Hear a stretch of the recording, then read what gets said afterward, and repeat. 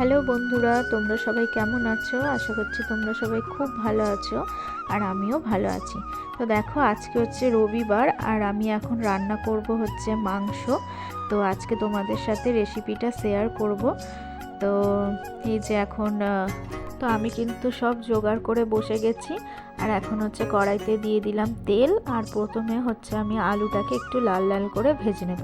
আর মাংসের হচ্ছে আলুটাই আমার সব থেকে বেশি খেতে ভালো লাগে।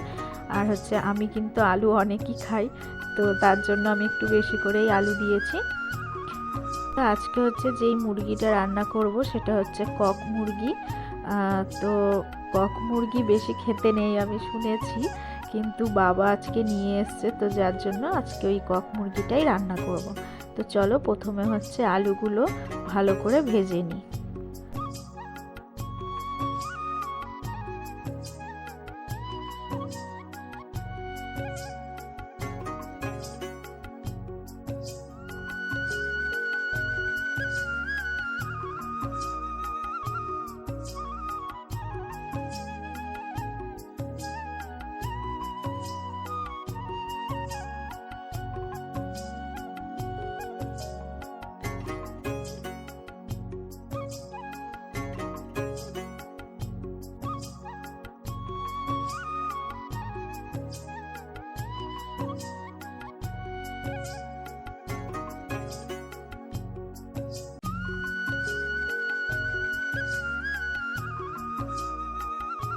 তো আলুগুলো কিন্তু আমি একটু হালকা লাল করে ভেজে নিয়েছি। এবারে আলুগুলো হচ্ছে আমি নামিয়ে নিচ্ছি।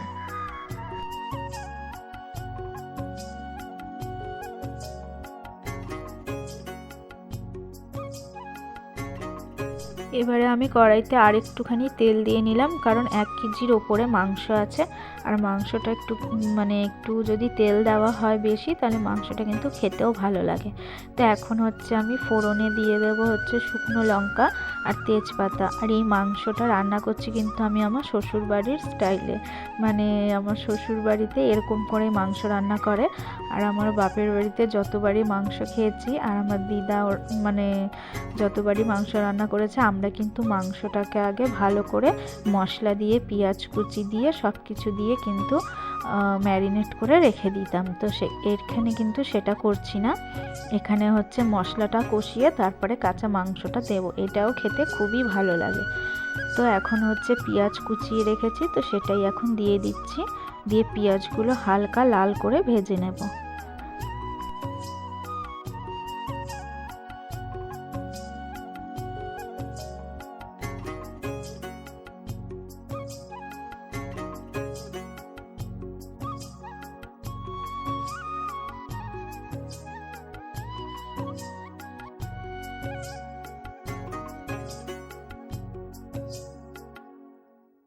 তো পেঁয়াজগুলোও কিন্তু লাল করে ভেজে নিয়েছি। আর এখন হচ্ছে আমি শিলে বেটে রেখেছি হচ্ছে আদা, রসুন, কাঁচা লঙ্কা আর পেঁয়াজ।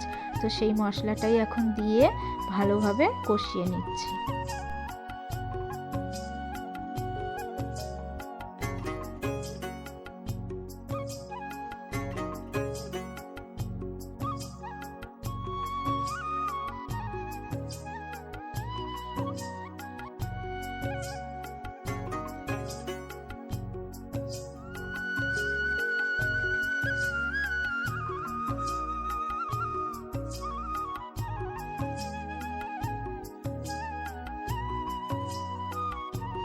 এখন দিয়ে দিচ্ছি হলুদ গুঁড়ো আর হচ্ছে লঙ্কার গুঁড়ো।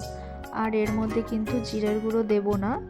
আর তো এখন মশলাটা ভালোভাবে কষিয়ে নেব যতক্ষণ না মশলা থেকে তেল ছাড়ছে। আর আমরা কিন্তু সেরকম বেশি একটা ঝাল খাই না, কিন্তু মাংস হলেই আমি একটু বেশি করে ঝাল দিই, কারণ মাংসটা ঝাল ঝাল খেতে একটু ভালো লাগে। তো আমি টমেটোটা কাটতে ভুলে গিয়েছিলাম, তাই মাকে বললাম তুমি টমেটোটা কেটে দাও। তো এই যে এখন ভালো করে নেড়ে চেড়ে এর মধ্যে কিন্তু টমেটোটাও দিয়ে দেবো।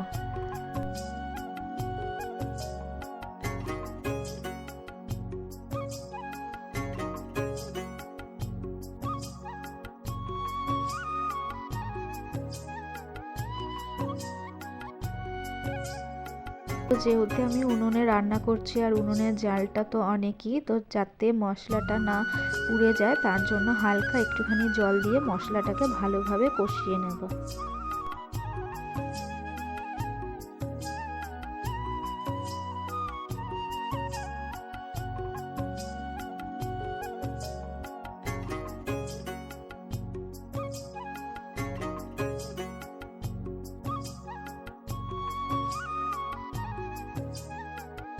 আর আমরা কিন্তু রান্নাতে স্বাদের জন্য একটু চিনি দিই, তো চিনি দিলে একটু মানে স্বাদটা অন্যরকমই লাগে, তো তার জন্য অল্পই চিনি দিয়ে দিলাম। দিয়ে এবারে মশলাটাকে ভালোভাবে কষাচ্ছি। দেখো এখনই কিন্তু মশলার চারিদিকে তেল ছেড়ে দিয়েছে, আর একটু কষাতে হবে মশলাটা।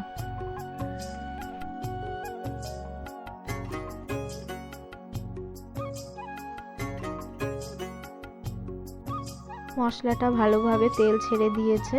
এইবারে হচ্ছে আমি মাংসগুলো দিয়ে দিচ্ছি। আর মাংসটা কিন্তু আমি ধুয়ে ভালো করে পরিষ্কার করে এর মধ্যে কিন্তু নুন মাখিয়ে রেখে দিয়েছিলাম। না হলে হচ্ছে নুন দিয়ে না মাখিয়ে রাখলে মানে নুনটা আর কি মাংসে সেরকম ভালো মানে যাবে না, তো তার জন্য আমি নুন দিয়ে মাখিয়ে রেখে দিয়েছিলাম। তো এখন হচ্ছে মাংসটা দিয়ে মশলাটাকে ভালোভাবে কষিয়ে নেব যতক্ষণ না মাংসের তেল ছাড়ে।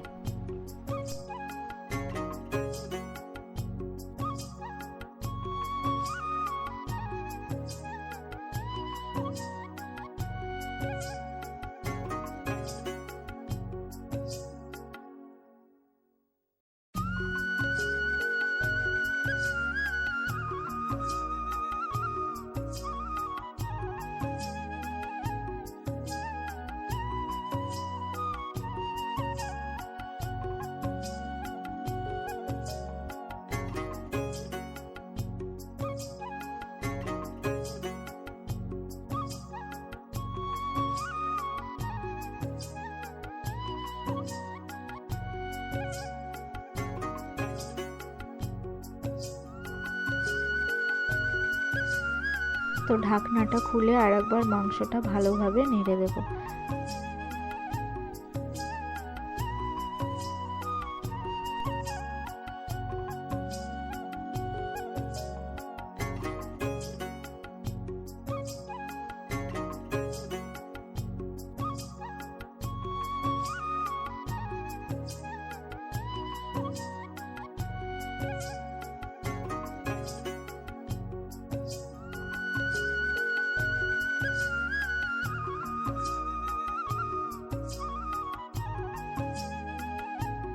আর আমি এখনই মাংসতে আলুগুলো দিয়ে দিলাম, তাহলে আলুগুলো হচ্ছে সেদ্ধ হয়ে যাবে।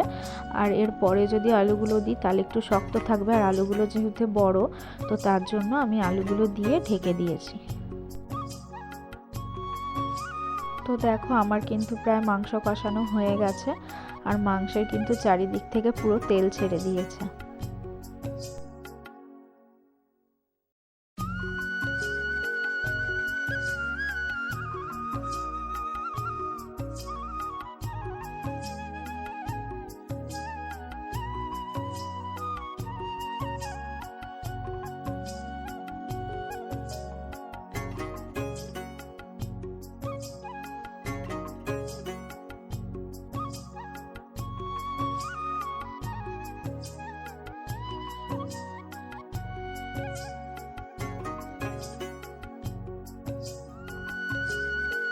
তো মাংস কিন্তু আমার ভালোভাবেই কষানো হয়ে গেছে। এবারে আমি কিন্তু পরিমাণ মতো জল দিয়ে দেব, আর একটু ঝোল দেব মানে বেশি জল দেব, কারণ মাংসটা হচ্ছে শক্ত।